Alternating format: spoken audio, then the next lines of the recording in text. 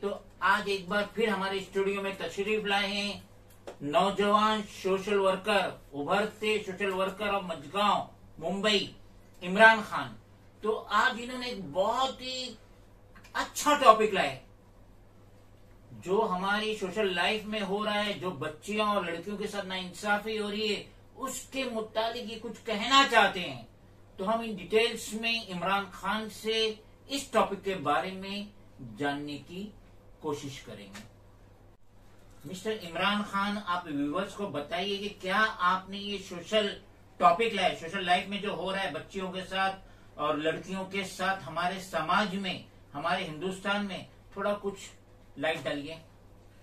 मैं ये कहना चाहूंगा, जैसे गवर्नमेंट कहती है बच्चियों को बचाओ, बच्चियों को बचाओ, जबकि आज करके मैंने यहाँ पर देखा हूँ, ज्यादा करके मैंने प्लेटफॉर्म पे देखा हूँ, एक मासूम बच्ची जिसे अभी बेचारी को दूध की माँ की जरूरत है, उसको प्लेटफॉर्म पे छोड़ के चले जाते हैं, डस्टबिन में छोड़ के चले जाते हैं। मैं इसकी वजह जानना चाहा तो मैंने ये जाना कि ये जो लड़की जब बड़ी होगी तो क्या उसकी शादी के लिए कुछ मसला आएगा, या फिर वो ऐसा कुछ काम करेगी जिससे खानदान का, माँ बाप का नाम खराब होगा। उस निस्बत से ये लोग वो बच्चियों को डस्टबिन में या प्लेटफॉर्म पे छोड़ के जाते हैं। या जैसे कि इंडियन लॉ के हिसाब से IPCL 312-133 जो कि अबॉर्शंस के लिए अनलॉफुल एक्ट बनाया गया है, तो वो हिसाब से ना आप अबॉर्शन करवा सकते, ना सोनोग्राफी करा सकते। फिर भी ये काम हो रहा है कि मालूम पड़ रहा है कि अगर पेट में लड़की है तो नहीं, हमको लड़की नहीं चाहिए और उसका अबॉर्शन करवा देते हैं।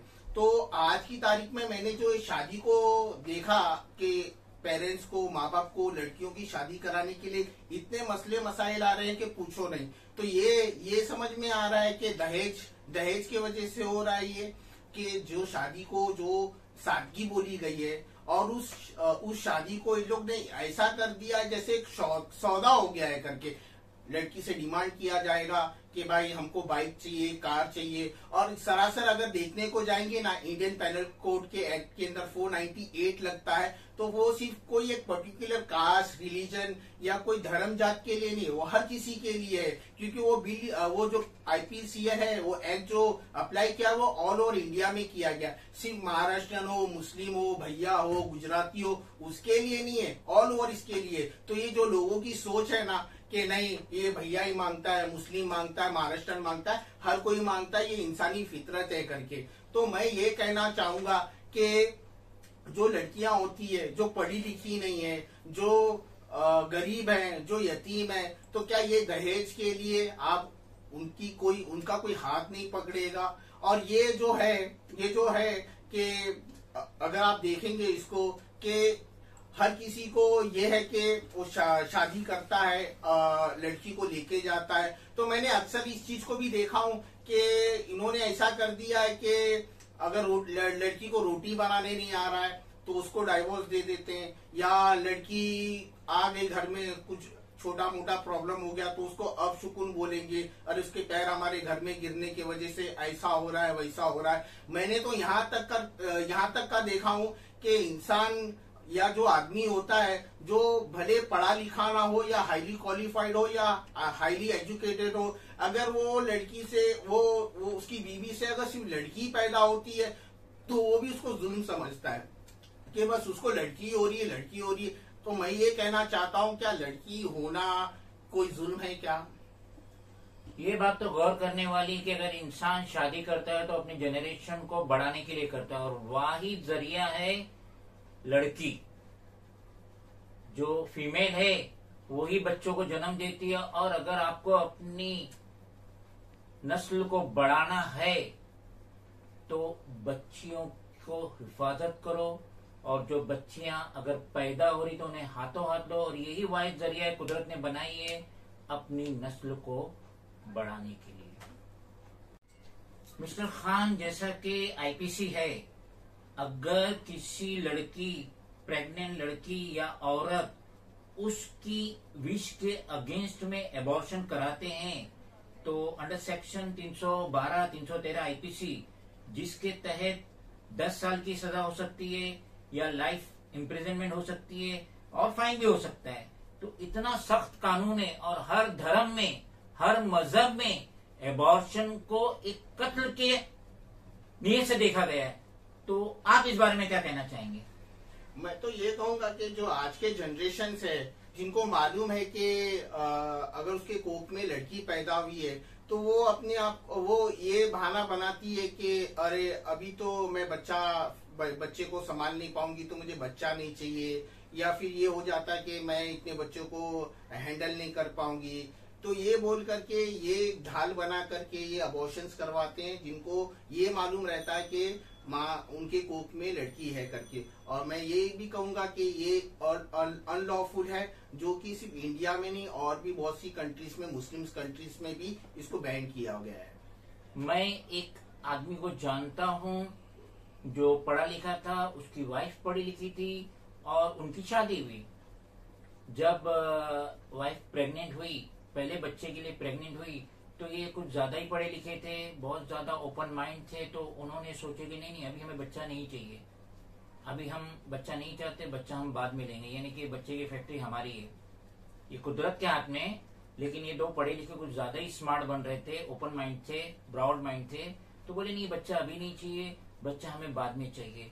यकीन जानो उनको औलाद पैदा ही नहीं। मिस्टर खान, जैसा हमारे के मुस्लिम समाज में शादी ब्याह में बहुत ज्यादा खर्चा हो रहा है, तो इस मुतालिक आप क्या नसीहत देना चाहेंगे मुस्लिम समाज को? मैं ये कहना चाहूंगा कि जैसे मैंने बताया कि शादी सादगी है, सौदा नहीं है। अगर लड़का है तो वो डिमांड करता है लड़की से, उसके पेरेंट्स लड़के के, कि हमने हमारे लड़के को पढ़ाया, हमारे लड़के के पास इतनी प्रॉपर्टी है, हमारा लड़का इतना काबिल है। तो मैं ये कहूंगा कि वो लड़की के ऊपर एक बंडेड बनता है कि भाई उसको कार दो, उसको बाइक दो, उसको इतना पैसा दो तो जाकर के शादी होगी करके।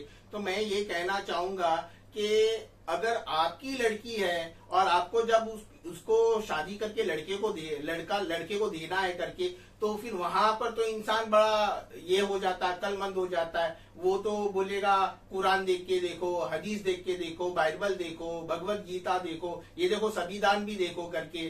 तो जब लेना है तो बरोबर है, जब देना रहता है तो सब कायदे कानून की किताबें खुल जाती है। तो मैं ये जस्टिस की बात करूंगा कि अगर आप लड़की दे रहे हैं तो फिर आपको दहेज देने के लिए ये है, और जब आप लड़का ले रहे हैं या दहेज ले रहे हैं तो फिर आप उससे डिमांड करते।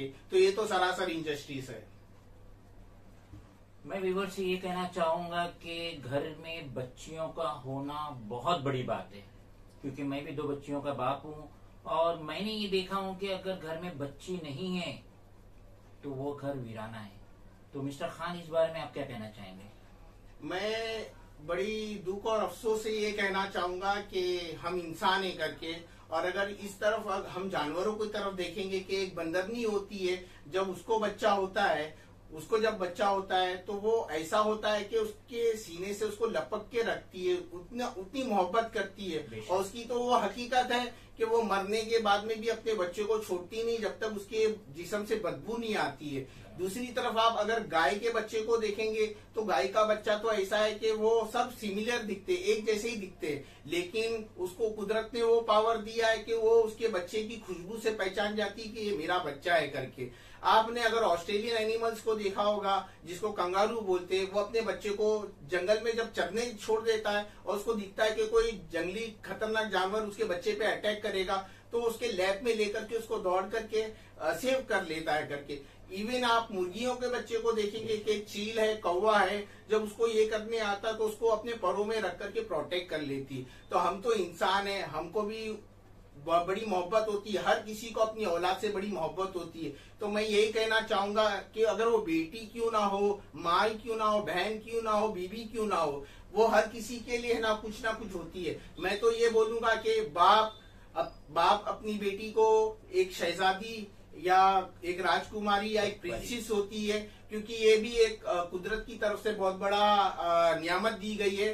तो मैं ये कहना चाहूंगा कि आप लड़कियों को जो भी है शादी ब्याह करना, आपकी भी लड़की है, आपके भी बेटे हैं, तो ये रिवाज ना बनाइए कि भाई मुझे दहेज लेना है लड़की से तो मैं लूंगा करके, लेकिन जब लड़की को देना है तो उसके बारे में भी आप सोचिए कि आपको भी दहेज देना है करके। तो ये मैं रिक्वेस्ट करूंगा पेरेंट्स को, आज के जनरेशन को, कि आप शादी करिए तो एकदम सिंपली वे कीजिए और उसके ऊपर कुछ ऐसा बर्डन ना बनाइए कि लड़की को या लड़की के घर वाले को परेशानी हो और वो कुछ ये फाइनेंशियली कुछ उनको ये हो जाए करके। बहुत अच्छी बात कही इमरान खान ने, और हम ये सोचते हैं कि व्यूवर्स को इससे काफी जानकारी मिली होंगी। और व्यूवर्स, अगर न्यूबॉर्न बच्चा प्रेगनेंसी हो रही है औरत को, लड़की को, शादीशुदा लड़की को, तो वो ये देख के कि फीमेल है, लड़की है, बच्ची है, मिसकरेज ना करे, एबॉर्शन ना करे। बहुत सख्त गुनाह है, संगीन गुनाह है, उस पे आईपीसी की धारा है। और बच्चियों की कदर कीजिए क्योंकि ये वाहिद जरिया है हमारी जनरेशन, हमारी नस्ल बढ़ाने का। खुदा हाफिज। दोस्तों, अगर आपको लगता है कि ये जो एपिसोड है और ये जो वीडियोस है वो आपको पसंद आए हैं या फिर आप चाहते हैं कि इससे आप दूसरों तक भी पहुंचाए, तो हमारे वीडियो को लाइक जरूर कीजिए, शेयर कीजिए, कमेंट कीजिए और बेल आइकन के बटन को प्रेस करना बिल्कुल ना भूलिएगा। शुक्रिया।